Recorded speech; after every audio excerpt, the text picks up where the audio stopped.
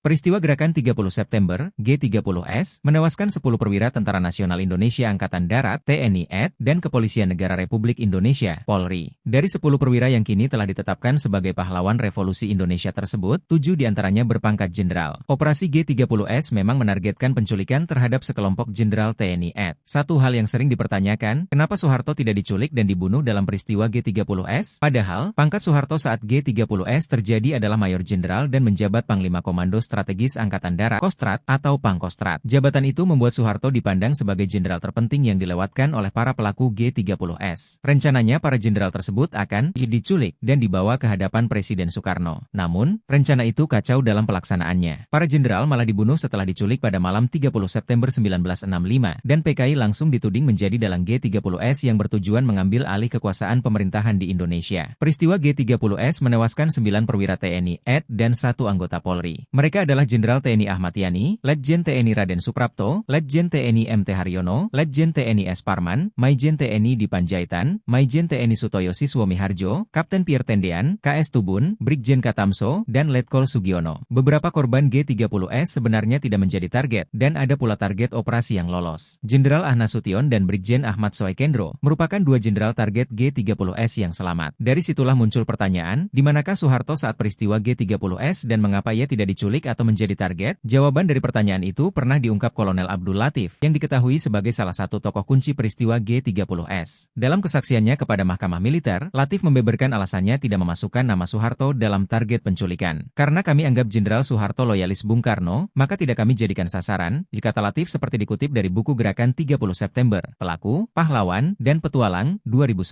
Dapat disimpulkan bahwa Soeharto tidak diculik dan dibunuh oleh PKI, karena dianggap sebagai loyalis Presiden Soekarno dan bukan anggota Dewan Jenderal, sehingga tidak masuk dalam daftar target operasi G30S. Latif juga bersaksi bahwa ia memberitahu Soeharto soal rencana penculikan sejumlah jenderal. Langkah ini dilakukan Latif setelah laporannya tidak ditanggapi oleh Pangdam Jaya Maijen Umar Wirahadi Kusumah dan Pangdam Brawijaya Maijen Jenderal Basuki Rahmat. Soeharto juga mengakui ia bertemu dengan Latif menjelang peristiwa G30S. Namun, kesaksiannya terkait pertemuan itu yang berubah-ubah. Dalam wawancara dengan Der Spiegel pada 19 Juni 1970, Soeharto mengaku ditemui di RSPAD Gatot Subroto oleh Latif pada malam 30 September 1965. Katanya, Latif tidak memberi informasi apa-apa, malah akan membunuhnya saat itu juga.